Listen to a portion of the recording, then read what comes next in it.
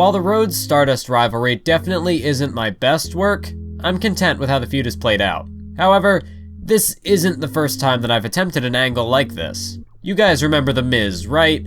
Remember how irrelevant and detestable he used to be?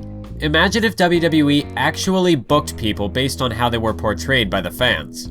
In the process, they would completely break kayfabe by talking about how this guy should be taken off of TV or how someone is going to get buried.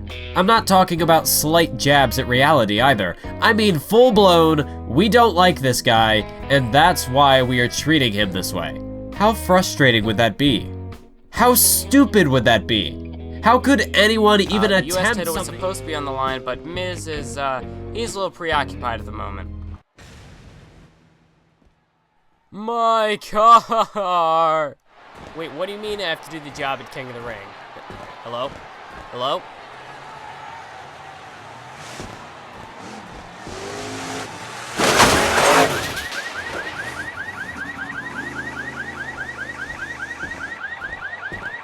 So Miz had a hitman at one point. Why was Miz the target when he wasn't a champion or even relevant at the time?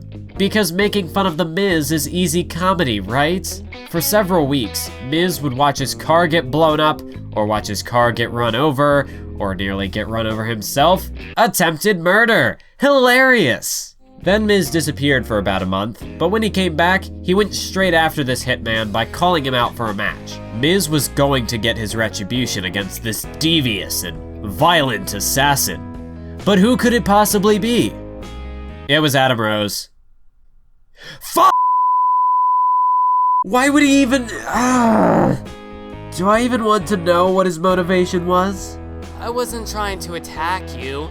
I just wanted to tell you that it's party time all the time.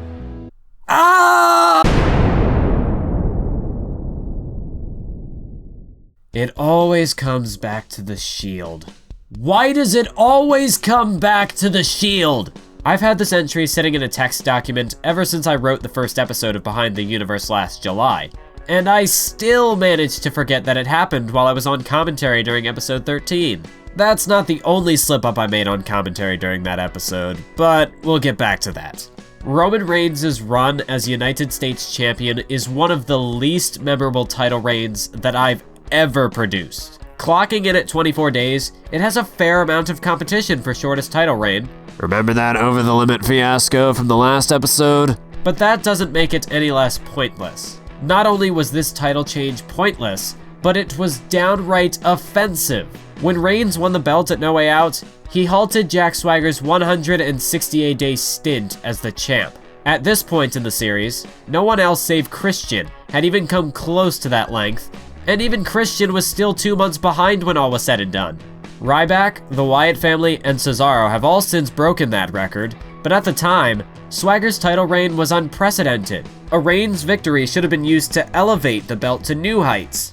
But instead, Reigns did nothing with it until he dropped it back to Swagger on an episode of Main Event. Why did this need to happen? This decision made Swagger, Reigns, and the US title itself all look dumb as f***. This only got worse when Swagger lost the belt in a battle royal just 4 days later at Survivor Series. First ever two-time US champ? Pfft, why does that even matter? I didn't pull an NXT here. NXT pulled a math whiz 2 years later. I had already ruined the accolade of becoming a 3-time World Heavyweight Champion with Sheamus, so I was just fanning the flames at this point. Speaking of 3-time champions, did you know that Swagger won the belt back at TLC? Why? Instead of this topsy-turvy 50-50 booking, Swagger should have retained at No Way Out, lost to Del Rio at Survivor Series, and then lost his rematch at TLC. It's simple, and while it's nothing special, it would have been far superior to this dumpster fire. So, remember how much attention I gave Corey Graves in WWE 2K15? Of course not, because that guy doesn't exist. It's not like he was gonna be a big deal in this series or anything. Baka. Out of the 5 NXT superstars included in WWE 2K15, Corey Graves had the most initial exposure by a wide margin. He was in the Royal Rumble, he wrestled Sami Zayn in that NXT Showcase episode, he injured Adrian Neville at Over the Limit, he and Sami Zayn fought to a draw at Payback, he represented SmackDown in the Money in the Bank ladder match, He even found his way into the WWE 2K16 SummerSlam card. Dallas, Neville, Rusev, and Zayn each had only a single pay-per-view appearance in 2K15, but Graves had 4. It's safe to say that, if he hadn't been forced to retire in real life, Corey Graves would have been a world champion in my series, without question. Instead, I changed plans in order to write him out of the series as quickly as possible. Instead of defeating Neville at SummerSlam, Graves lost and was never seen again. Out of sight, out of mind, right? That worked until I accidentally name-dropped him in episode 13 of 2K17. Months of pretending he never existed, flushed down the drain. Brilliant.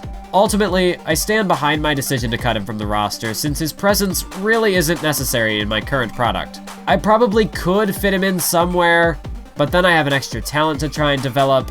It's just not worth it. While we're at it, let's just erase episode 13 from the history books as well. That commentary was just atrocious. Unlike most other entries to this list, this last one isn't fundamentally broken so much as it is something that I would preferably change. At the end of the day, I'm still happy with my original result, but after reflecting on it for a while, I've come up with what I feel would be a better way to replay this event. CM Punk versus Daniel Bryan is my longest rivalry to date, and while that's mostly because I didn't know how to properly conclude the feud in my older style of production, it still stands as one of the mainstays in my first 4 years of Universe mode.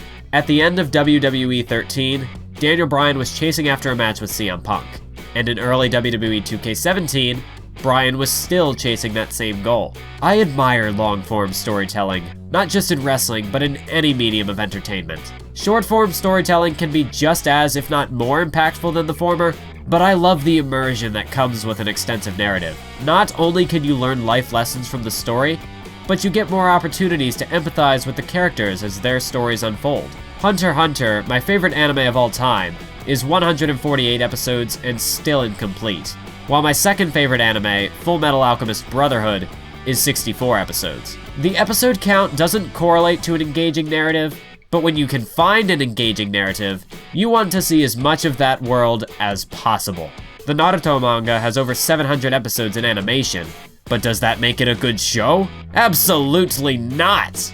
I find long-form storytelling to be all the more impressive because of how easy it is to get it wrong. Naruto's plotline drags and overstays its welcome, and in the world of modern wrestling, WWE has given us a plethora of boring, drawn-out rivalries.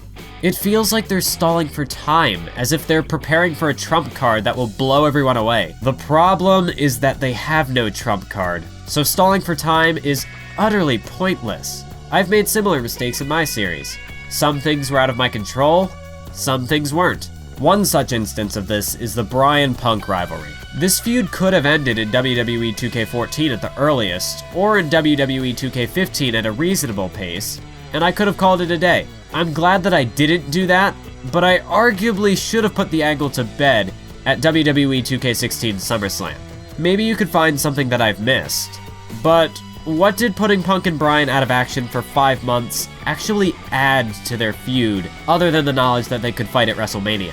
It helped expose how barren the SmackDown main event scene was without those two, so bringing Lesnar back did more good than harm to the product as a whole, but in terms of this feud specifically, all it did was delay the inevitable. Punk's character changed a bit, but he essentially remained the same man that he was back at SummerSlam. Nothing about Daniel Bryan was altered. He was still the fan-favorite underdog he always had been. I wanted to discuss this topic not because I hate the results of what happened, but because there is something to learn from this blunder.